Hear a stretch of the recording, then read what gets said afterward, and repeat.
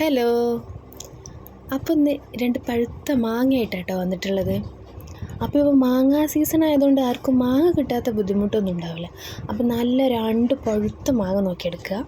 അപ്പോൾ ഇന്ന് ഉണ്ടാക്കുന്നത് പുഡിങ്ങാണ് കേട്ടോ. നല്ല ടേസ്റ്റാട്ടോ. അപ്പോൾ ഞാനും എൻ്റെ ബ്രദറിലോൻ്റെ വൈഫും കൂടെ ആയിട്ടത് ഉണ്ടാക്കുന്നത്. ശരിക്കും ഓളാണ് ഈ റെസിപ്പി പറഞ്ഞു തന്നെ കേട്ടോ. അപ്പോൾ നമ്മൾ ഈ മാംഗോ അല്ലേ, പഴുത്ത മാംഗോ എടുത്തിട്ട് തൊലിയൊക്കെ കട്ട് ചെയ്തിട്ട് ഒരു മിക്സിയുടെ ജാറിലിട്ടിട്ട് നന്നായിട്ട് അടിക്കുക അതിൻ്റെ പൾപ്പ്. എന്നിട്ട് ജാറിൽ കുറച്ച് വെള്ളം ഒഴിച്ചിട്ട് അതും കൂടി എടുക്കണമെങ്കിൽ എടുക്കാം കേട്ടോ. എന്നിട്ടൊരു പാൻ വെച്ചിട്ട് ഈ പൾപ്പ് ഇതിലിട്ടിട്ട് കുറച്ച് പഞ്ചസാരയും ഞങ്ങളൊരു 3 സ്പൂണോളം ഇട്ടിട്ടുണ്ട്. എന്നിട്ടൊരു പാൻ വെച്ചിട്ട് അതിങ്ങനെ ജസ്റ്റ് ഒന്ന് ചൂടാക്കിയെടുക്കുക.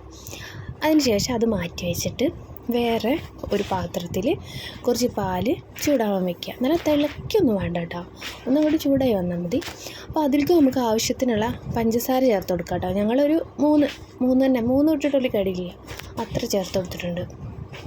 പിന്നെ കുറച്ച് കസ്റ്റേർഡ് പാലിലോ വെള്ളത്തിലോ എന്തിനെങ്കിലുമൊക്കെ മിക്സ് ചെയ്തിട്ട് അതും കൂടി ഒഴിച്ചു കൊടുക്കുക. അപ്പോൾ ചെറുതായിട്ടൊന്ന് കളറ് മാറും കേട്ടോ.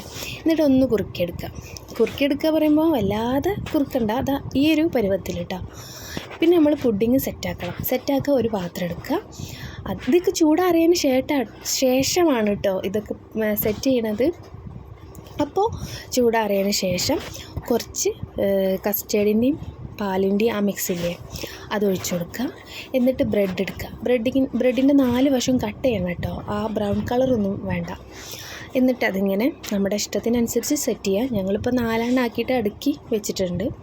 എന്നിട്ട് നമ്മളെ മാംഗോ പൾപ്പില്ലേ അത് അതിൻ്റെ മുകളിൽ നന്നായിട്ട് അങ്ങോട്ട് സ്പ്രെഡ് ചെയ്യുക. പിന്നെ ബ്രെഡ് വെച്ച് കൊടുക്കുക. നിങ്ങളുടെ ഇഷ്ടത്തിന് ബ്രെഡ് സെറ്റ് ചെയ്ത് കൊടുക്കാം കേട്ടോ. ഞങ്ങളിപ്പോൾ ഇങ്ങനെ തന്നെ ആക്കി വെച്ച് കൊടുത്തേ ഉള്ളൂ. നല്ല കട്ടിക്ക് വേണമെങ്കിൽ അങ്ങനെ ഉണ്ടാക്കാം, വലിയ കട്ടിയില്ലാതെ ആണെങ്കിൽ അങ്ങനെ ഉണ്ടാക്കാം. എന്നിട്ട് വീണ്ടും മാംഗോ പൾപ്പ് ഇങ്ങനെ സ്പ്രെഡാക്കി കൊടുക്കുക. ഇത് വെറുതെ കഴിക്കാൻ തന്നെ നല്ല രസമുണ്ട് കേട്ടോ. ആ പൾപ്പ് മാംഗോ ആണല്ലോ, ഒരു ജാമിൻ്റെ ഒക്കെ ടേസ്റ്റ് അല്ലേ, അപ്പോൾ നല്ല ടേസ്റ്റ് ഉണ്ടായിരുന്നു കേട്ടോ അങ്ങനെ കഴിക്കാൻ. കുറച്ചൊക്കെ അങ്ങനെ തിന്നുകയാണ്, അത് വേറെ കാര്യം. പിന്നെ ലാസ്റ്റ് ഒരു എക്സ്ട്രാ ഒരു ബ്രെഡ് കൂടെ ഉണ്ടായിരുന്നു. അപ്പോൾ പിന്നെ അത് ഇനിയിപ്പോൾ വെറുതെ വെക്കണ്ടല്ലോ വിചാരിച്ചിട്ട് അതതിൻ്റെ നടുവിൽ അങ്ങോട്ട് വെച്ചെടുത്തു. എന്നിട്ട് ആ പൾപ്പ് തേച്ച് കൊടുത്ത് ഫിനിഷാക്കിയതിന് ശേഷം ആ പാലിൻ്റെയും പിന്നെ ആ കസ്റ്റേർഡിൻ്റെ ആ ഒരു മറ്റേ മിക്സില്ലേ അതിങ്ങനെ കവർ ചെയ്തിട്ട് മൊത്തത്തിൽ അങ്ങോട്ട് ഒഴിച്ചു കൊടുക്കുക കേട്ടോ. ഫുള്ളായിട്ട് ഒഴിച്ചു കൊടുക്കുക. ഞങ്ങൾ ഫുള്ള് ഒഴിച്ചു കൊടുത്തു, കുറച്ചായിട്ട് ബാക്കി വെച്ചുള്ളൂ. അത് വെറുതെ ഞങ്ങൾ കോരി തിന്ന്. പിന്നെ ഫ്രിഡ്ജിൽ വെച്ച് അത് തണുത്തതിന് ശേഷം എന്ത് ചെയ്ത് തണുത്തിട്ട് കഴിക്കുമ്പോഴാണ് കേട്ടോ നല്ല ടേസ്റ്റ്. ഇപ്പോൾ തണുത്തതിന് ശേഷമുള്ളതാട്ടോ ഈ കാണുന്നത്. ഞങ്ങൾ ഒരുപാട് നേരം വെച്ചില്ല, കുറേ നേരം നല്ല തണുപ്പായാൽ നല്ല ടേസ്റ്റ് ഉണ്ടാവും. അപ്പോൾ സത്യം പറഞ്ഞാൽ നല്ല ടേസ്റ്റ്, നല്ല രുചിയുണ്ട് എന്ന് പറഞ്ഞാൽ നല്ല രുചിയുണ്ട്. അപ്പോൾ എല്ലാവരും ഒന്ന് ഉണ്ടാക്കി നോക്കിക്കോളും. ഇപ്പം മാംഗോ ഒക്കെ ഉള്ളതുകൊണ്ട് ബുദ്ധിമുട്ടൊന്നുമില്ലല്ലോ.